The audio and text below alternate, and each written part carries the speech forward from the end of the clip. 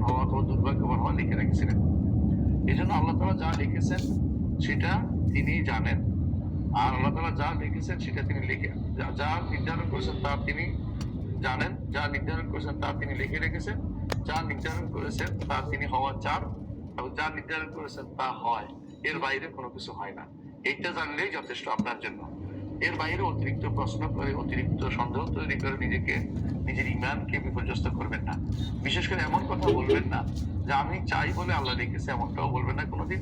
আমি চাই বলে আল্লাহ আল্লাহ নিজের পক্ষ থেকে লিখে দেন নাই, আমি করবো বলে আল্লাহ লিখছে, এই জাতীয় কথা বলা কুফরি। এবং এটাই হচ্ছে তাকদীরকে অস্বীকার করা, এটাই হচ্ছে আল্লাহ নির্ধারণকে অস্বীকার করা। আল্লাহ আমাদের নয়, প্রতিটি প্রাণী নয়, প্রতিটি অণু পরমাণু পর্যন্ত তাকদীর নির্ধারণ করেছেন, যে কে কোনটা কোথায় যাবে কি করবে সব তিনি নির্ধারণ করেছেন। সূর্যের তাকদীর নির্ধারণ করেছেন, চন্দ্রের তাকদীর নির্ধারণ করেছেন, প্রতিটি সৃষ্টির তাকদীর তিনি নির্ধারণ করেছেন। আর আপনি ভালো করে জানেন যে প্রতিটি সৃষ্টি চেয়ে বেড়ায় নাই যে আমি এটা করবো এটা করবো, আল্লাহ নির্ধারণ অনুসারে আমরা চলবো। আমাদেরকে অর্থাৎ মানুষ এবং জিনকে আল্লাহ তাআলা অতিরিক্ত দুইটি জিনিস দিয়েছেন, সেটা হচ্ছে তাকলিফ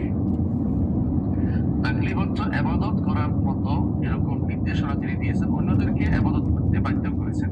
আমাদেরকে বাধ্য করে দেননি, অর্থাৎ আমাদেরকে একটু স্পেস দিয়েছেন যে আমরা এই চিন্তা করার, যে মানবো কি মানবো না চিন্তা করার সুযোগ দিয়েছেন। যদি আপনি মানতে পারেন বুঝবেন যে তাকদীরে ভালোটাই লেখা ছিল, মানতে না পারেন তাকদীর আপনার খারাপ লেখা ছিল। আল্লাহর লেখা খারাপ নয়, আপনার জন্য সেটা খারাপ হয়েছে, এটা বুঝবেন। আল্লাহ যদি সমস্ত মানুষকে জাহান্নামে দিয়ে দেয়, কেউ বলতে পারবে না জুলুম করেছে, বলবো যে এটা ইনসাফ, কারণ মানুষ আল্লাহর হক আদায় করতে পারে না। আর আল্লাহ যদি সমস্ত মানুষকে জান্নাতে দিয়ে দেয়, তার রহমত, যাকে জান্নাতে দিবে তিনি তার দয়া করে দিয়েছেন, যাকে জাহান্নামে তার ইনসাফের দাবি করে দিয়েছেন। ইমাম তাহাবী রাহমাতুল্লাহ আলাইহি এটাই বলেছেন তার তাহাবীর মধ্যে, ইমাম আবু হানিফা রাহমাতুল্লাহ এটাও বলেছেন তার ফাতুল আকবরের মধ্যে। এই জিনিসটাই আমাদেরকে মনে রাখতে হবে যে আমরা আল্লাহর সন্তুষ্টির দিকে দৌড়াবো। আমরা জানি না আমাদের জন্য কি লেখা হয়েছে, যদি আমরা সন্তুষ্টির কাজ করতে পারি বুঝবেন আমার তাকদীর ভালো লেখা হয়েছে। যদি অসন্তুষ্টির দিকে দৌড়াচ্ছি দেখি, তো নিজেকে তত তাড়াতাড়ি সেখান থেকে ফিরিয়ে আনা উচিত, কারণ আমি অন্যায়ের পথে রওনা হয়ে গেছি। আল্লাহ তাআলা আমাকে ছাড় দিচ্ছেন, কেউ ছেড়ে দিবেন না।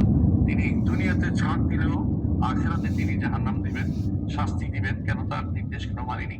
এর বাইরে যারা তাকলিফ নয়, মুকাল্লাফ নয়, যারা আদিষ্ট নয় আদেশ নিষেধ মানতে, তাদেরকে আল্লাহ নির্ধারণ করে দিয়েছেন তারা আল্লাহর নির্দেশ মোতাবেক চলবে। ইন কুল্লু মান ফিস সামাওয়াতি ওয়াল আরদি ইল্লা আতির রহমানি আবদা, আসমান জমিনে যত কিছু আছে সবাই আল্লাহর দাস হতে বাধ্য, আল্লাহর দাস। এই দাসত্ব বাধ্যতামূলক, কিন্তু আমাদের দাসত্ব বাধ্যতামূলক, আমরাও এর বাইরে যেতে পারি না, কিন্তু ইবাদত উইলিংলি করার ক্ষেত্রে আমাদেরকে আল্লাহ তাআলা ছাড় দিয়েছেন, স্পেস দিয়েছেন। আমি যেন বুঝে শুনে ইবাদতটা করতে পারি, আমার জন্য তিনি সওয়াব দিতে পারেন, জান্নাত দিতে পারেন, এই জন্য একটু বেশি স্পেস আমাকে দিয়েছেন। এই স্পেসটাই হচ্ছে আমাদের ইখতিয়ার করা বা গ্রহণ করা বা গ্রহণ না করা, এই সুযোগটা আল্লাহ তাআলা আমাদেরকে দিয়েছেন।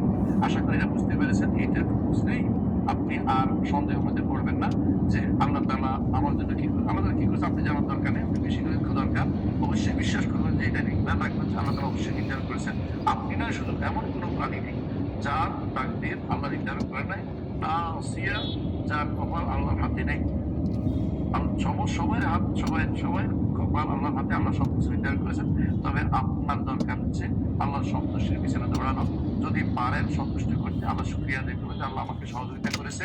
আর যদি কোনো না পারেন সবাই ইস্তিগফার করবেন, ক্ষমা চাইবেন।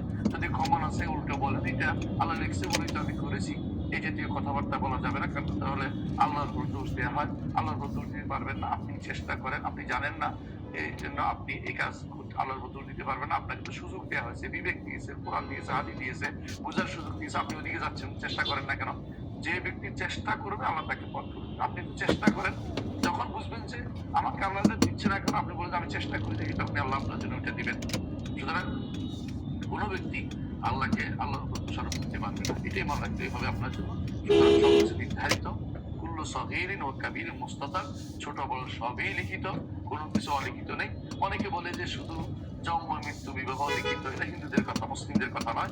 মুসলিমরা জানে যে আমি যে আজকে এখানে আপনাদের সামনে বসছি এটাও নির্ধারিত, আপনি যে শুনছেন এটাও নির্ধারিত। সুতরাং নির্ধারিত বাইরে কোনো কিছুই নেই, প্রত্যেকটা জিনিসই নির্ধারিত। তবে মানুষ অগ্রিম জানে না, মানুষের কাজ হচ্ছে নির্ধারণ আছে, আমার দায়িত্ব নির্ধারণ খোঁজা নয়, নির্ধারণ ইমান রাখবো। আমি